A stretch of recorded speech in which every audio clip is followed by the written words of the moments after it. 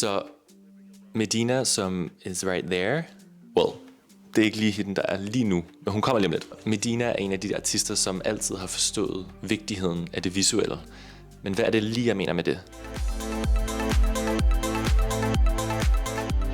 Igennem hele sin karriere har Medina altid udgivet musikvideoer til sine singler, og hun gør det stadigvæk den dag i dag. Modsat mange andre artister, som helt dropper den klassiske musikvideo for at fokusere på korte TikToks, så har Medina holdt fast i sin konsistente udgivelse af levende billeder til sin musik.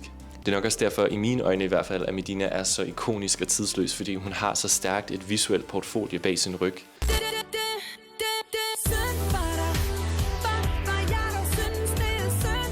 Medinas produktioner er af virkelig høj kvalitet. Det er også med til at afspejle hende som en professionel artist, som har en virkelig dyb passion for det, hun laver. De her videoer har efter min mening været med til at støbe Medina til den her popstjerne og popdronning, som vi kender hende for i dag.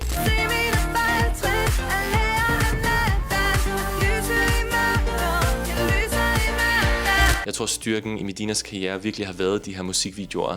Det er et visuelt univers, vi alle sammen har været en del af, når vi har vokset op med hendes musik. Tænk for eksempel på Lady Gagas gennembrud i 2008.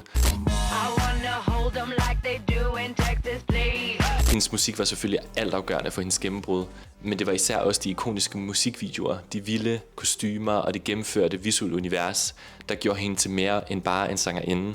Hun blev et verdensomspændende fænomen. Lady Gagas karriere havde ikke været det samme, hvis hun ikke havde haft de her musikvideoer.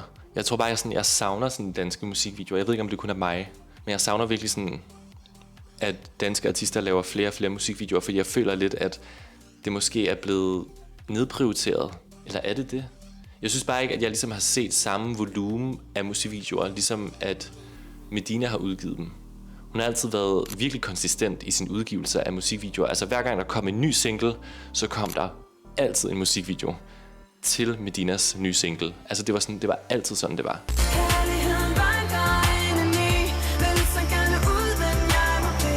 Dog ser jeg også danske Annika udgive musikvideoer, jeg elsker det. Girl, I'm watching your music videos, keep going. We love it.